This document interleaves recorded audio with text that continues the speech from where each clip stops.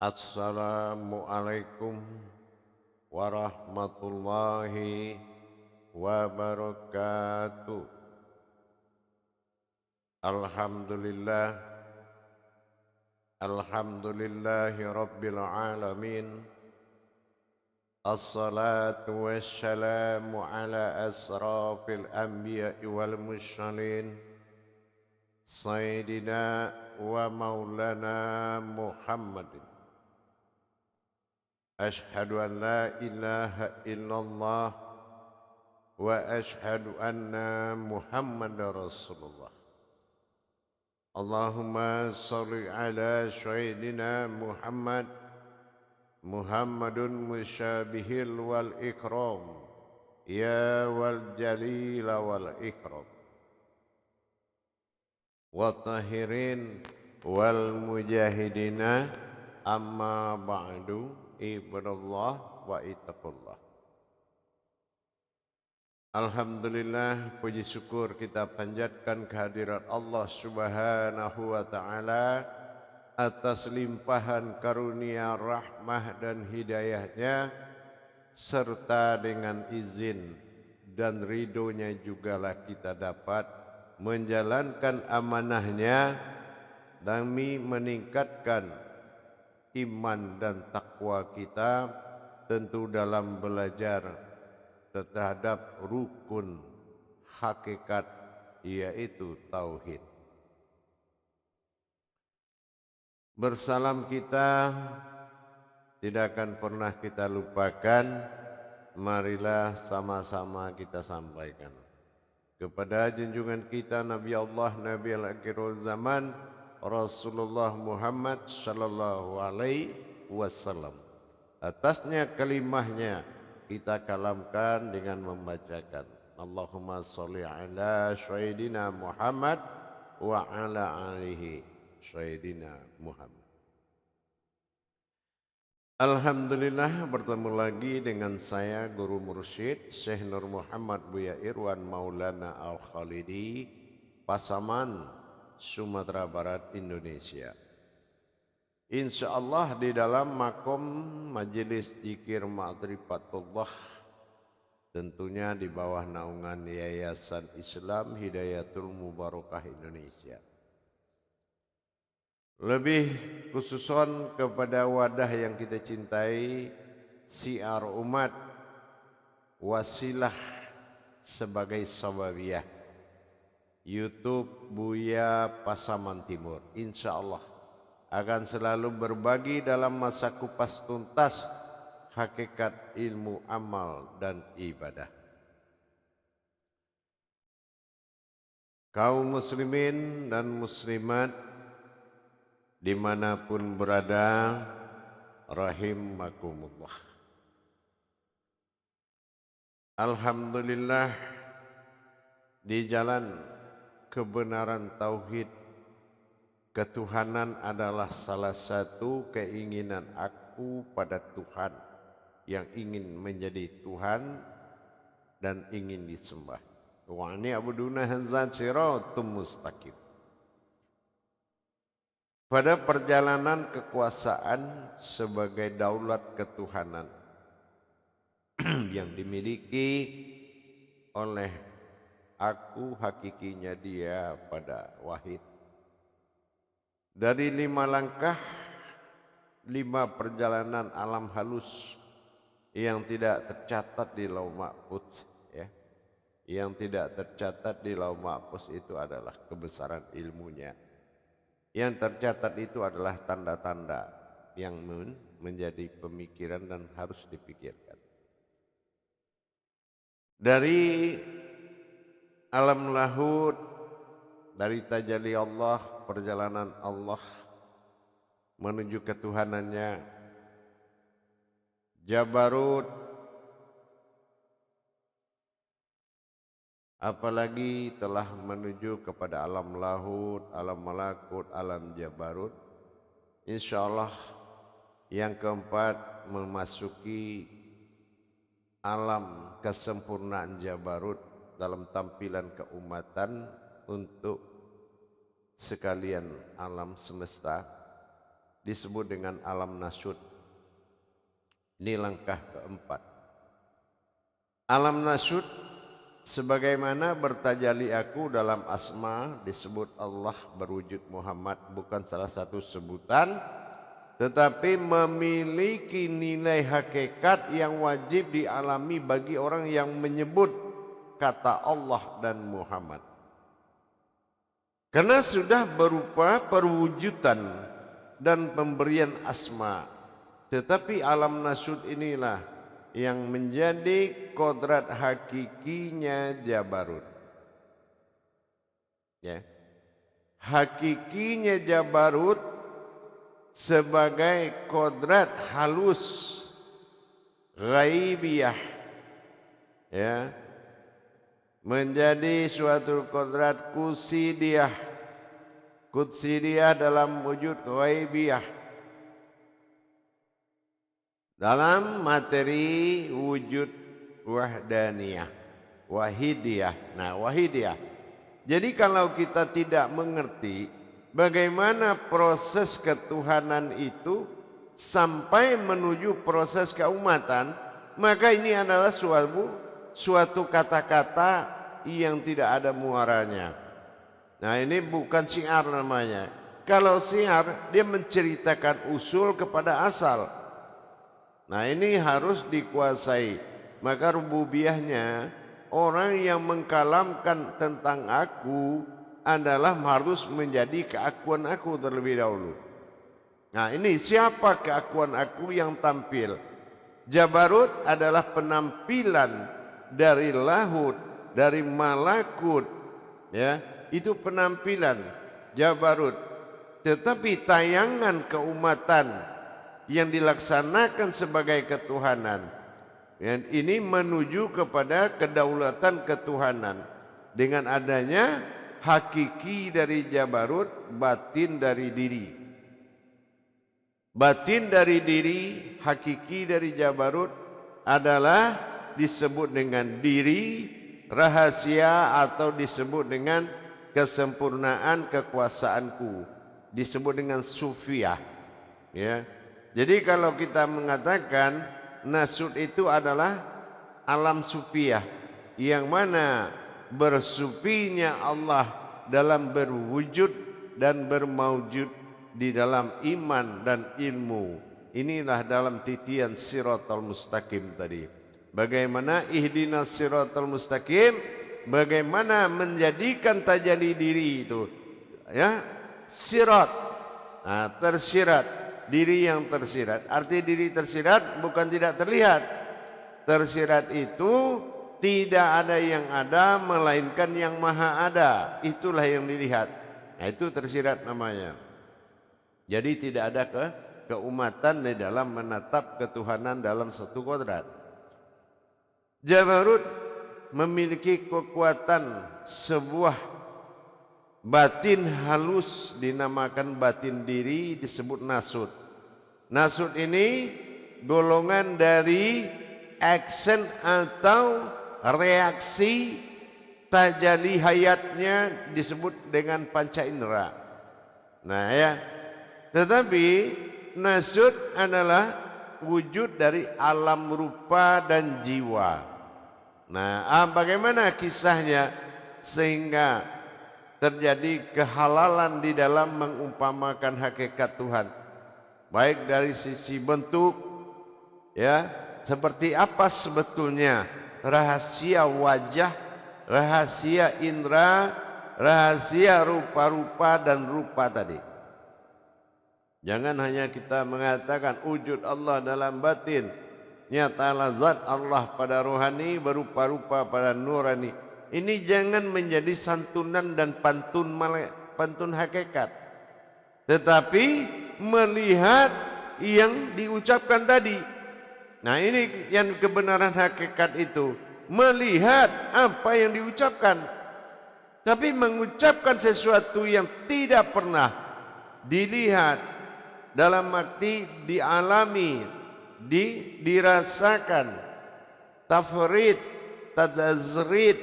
Nah, dalam tauhid, kalau belum terjadi itu, maka ini adalah dusta besar dalam nikmat Allah.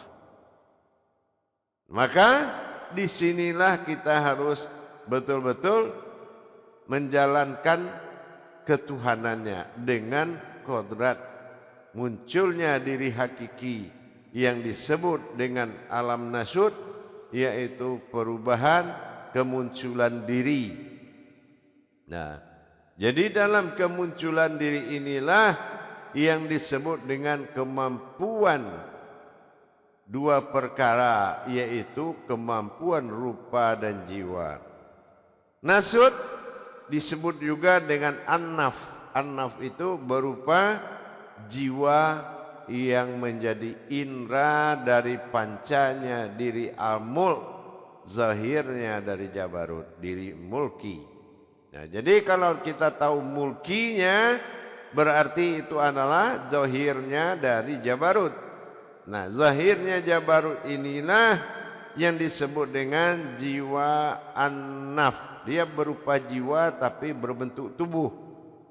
Dan ini dimensi tertinggi, yaitu wajah dalam wajah.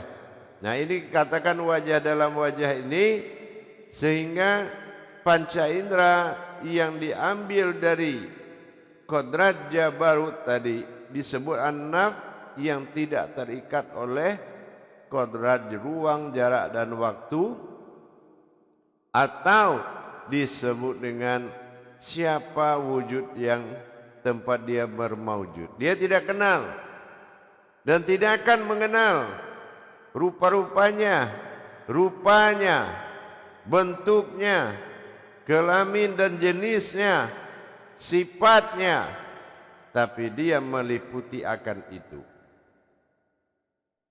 Tidak mudah mengatakan zahirnya aku, zahirnya Allah bermaujud dalam rupa-rupa Muhammad.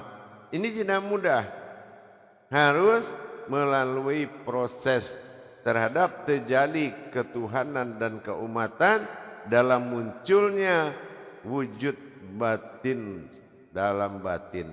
Nah, ini yang dikatakan membuka tabir dari tubuh yang sebenarnya.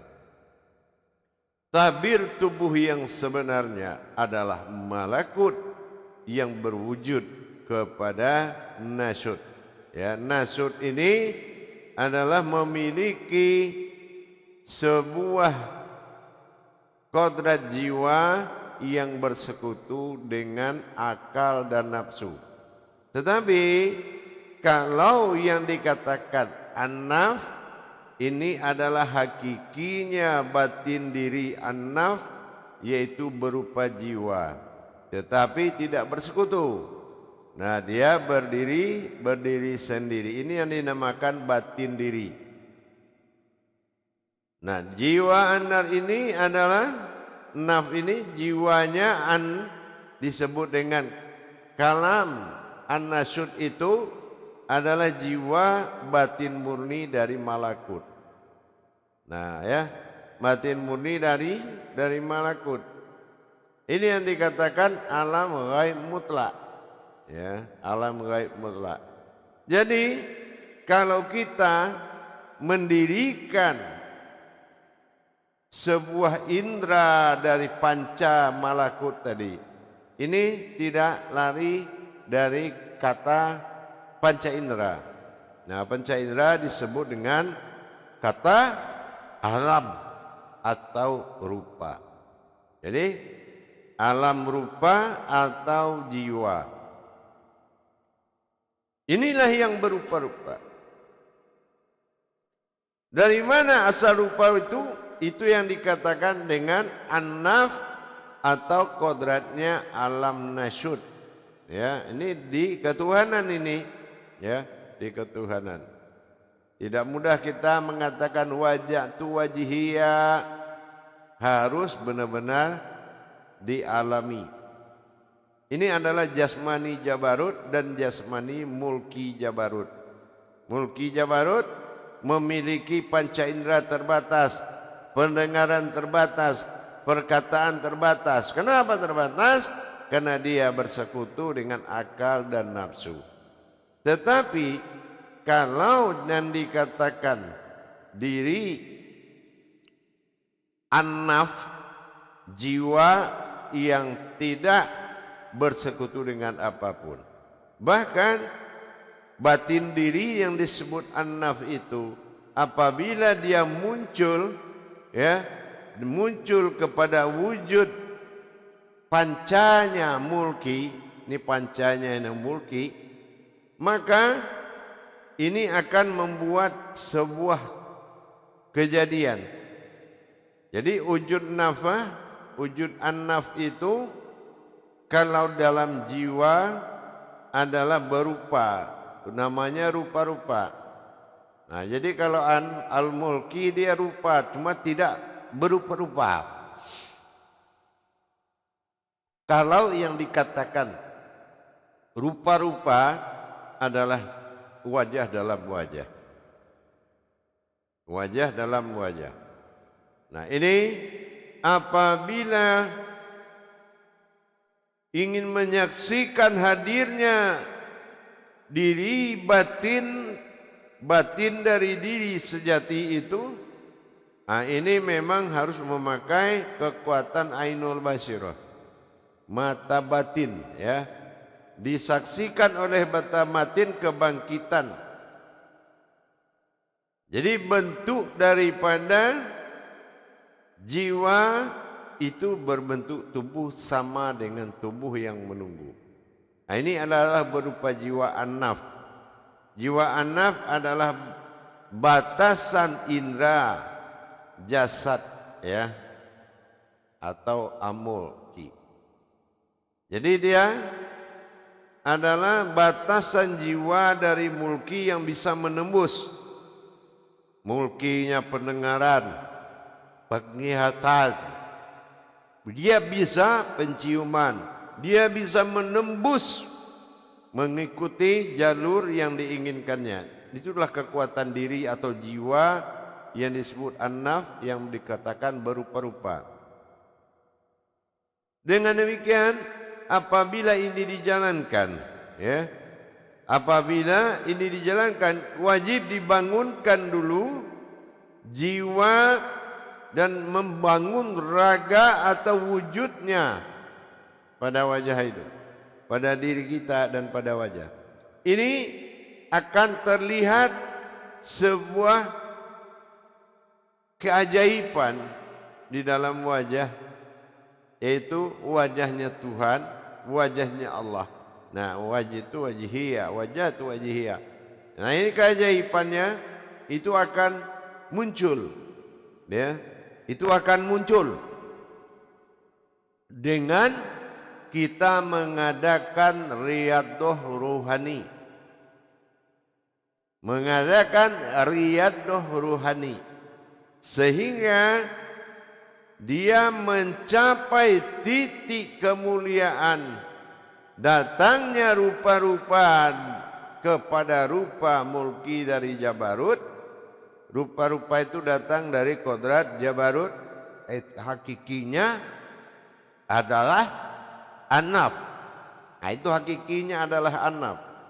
Nah, dengan dia datang, maka disinilah Allah memberkahi kedatangan daripada sebuah penampakan jiwa yang menjadi aura ketuhanan yang disebut dengan al-mawahib al-rahbaniyah. Nah, ini adalah diberi keberkahan sehingga terjadilah rafi'ah nasud. Rafi'ah nasud itu satu keajaiban, ya, sehingga getaran-getaran yang muncul di wajahnya akan membawa bahasa dari Tuhan.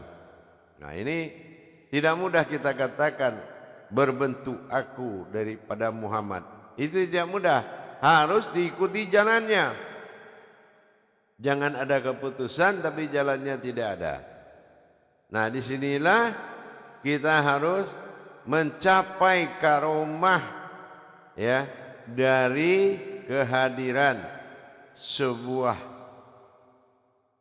wujud, ya, sebuah wujud an-naf yang disebut dengan kehadiran alam nasud. Alam nasud ini aura. Alam nasud adalah aura ilahi namanya, aura ilahi atau dikatakan rafi'ah nasud. Nah, ini orang yang telah mencapai tingkat keajaiban rupa dan rupa-rupa. Ada rupa pada mulki Jabarut yang telah bercampur dengan akal dan nafsu. Maka datanglah sejatinya Jabarut, dinamakan dengan rupa-rupa. Nah, kedatangan rupa-rupa ini membuat aura ilahi disebut rafi'ah nasud, ya. Sehingga yang telah mengalami hal begini dan dia telah menjalankan perjalanan dari lahud ke malakut ke Jabarut sehingga berwujud pada nasud, maka dia akan ditimbulkan sebuah aura getaran rafi'ah nasud pada wajahnya, pada pendengarannya, pada penglihatannya, pada perkataannya. Itu sudah dimiliki hakiki. Ada hakiki dalam hakikat. Nah, kalau sudah bergerak hakiki pada hakikat inilah, maka wujud seperti ini dalam masa sufi beraura demikian. Inilah yang sering dikunjungi oleh para nabi dan para wali secara langsung. Karena kehadiran daripada wajah atau kodrat naf tadi membuat dua perkara hilang dalam diri, gugur. Yang pertama, syaitoninya kita, sifat setan yang nyata bagi kita. Yang kedua, hancurnya kekuatan syaitani dan hewani. Nah, hewani yang kedua. Nah, ini lebih bejat dari hewani. Maka getaran itulah yang membuat seseorang mendapatkan berkah surganya akhirat. Surga akhirat apa?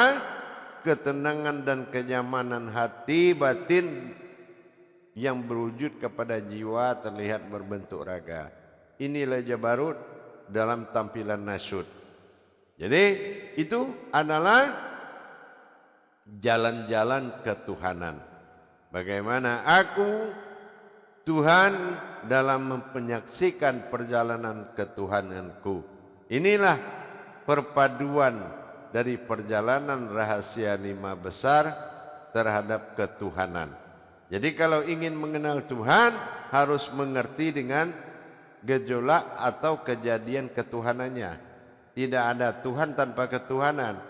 Ya, dengan adanya dia menjalankan ketuhanan dan melengkapi kebutuhan segala wujud umat, baik insaniah, insanu, inilah yang membuat terjadinya sebuah kejadian besar, yaitu wujudnya dimasuki oleh yang berwujud, sehingga perbuatan tajalinya sudah sangat terjamin.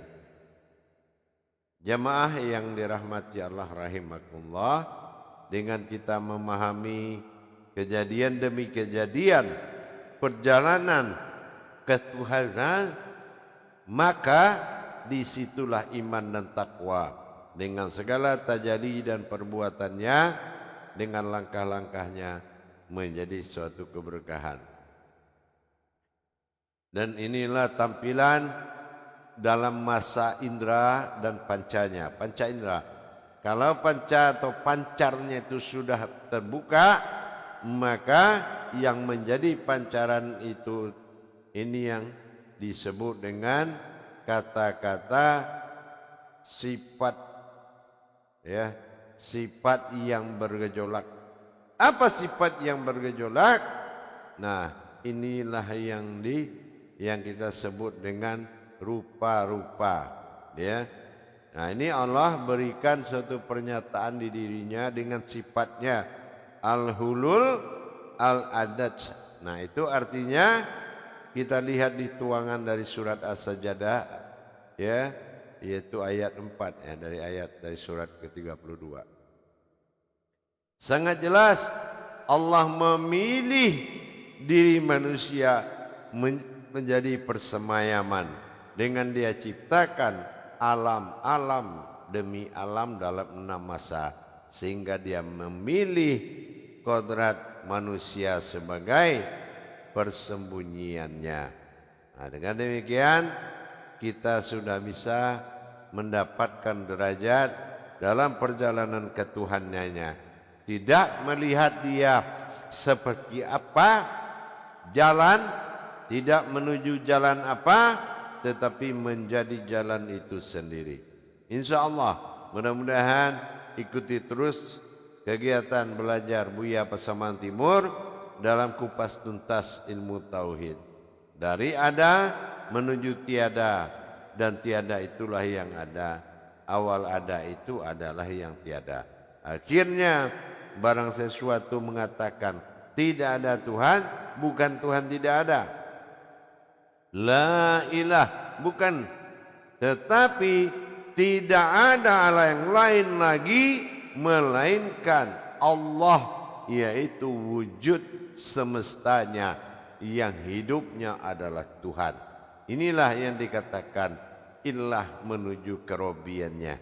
Dengan tajali-tajali perjalanannya kita ikutin terus, insya Allah itu adalah hakikinya diri kita. Kemunculan kebenaranmu adalah ketuhanan yang telah berdiri pada batinmu.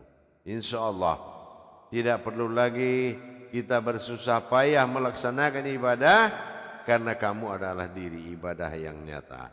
Insya Allah ikuti tauhid ini dalam makom tasawuf, sehingga apa yang dikatakan kemustahilan menjadi kebiasaan dalam tasawuf. Insya Allah mudah-mudahan metode ketuhanannya sangat tinggi. Barang siapa yang tidak ingin, yang tidak memiliki tuntunan diri, memang sulit menerima perjalanan Tuhan. Tapi bagi orang yang telah menjadi diri bagi Tuhan, dirinya Tuhan, bukan Tuhan sebuah diri, maka diri Tuhan ini akan menuju ketuhanannya dengan sebutan sesuatu yang berdiri, yang bukan dikatakan diri. Alhamdulillah para jemaah dan para hadirin, kaum muslimin dan muslimat dimanapun berada, saya cukupkan sampai di sini pelajaran yang kita terima. Insya Allah mudah-mudahan di dalam pengawasan selalu dan diawasi mursyid, insya Allah mudah-mudahan, amin. Barakallahu ya karim, ya rahman, ya rahim. InsyaAllah dalam masa tayang berikut kita akan melanjutkan. Akhirul kalam wabillahi taufiq wal hidayah. Wassalamualaikum warahmatullahi wabarakatuh.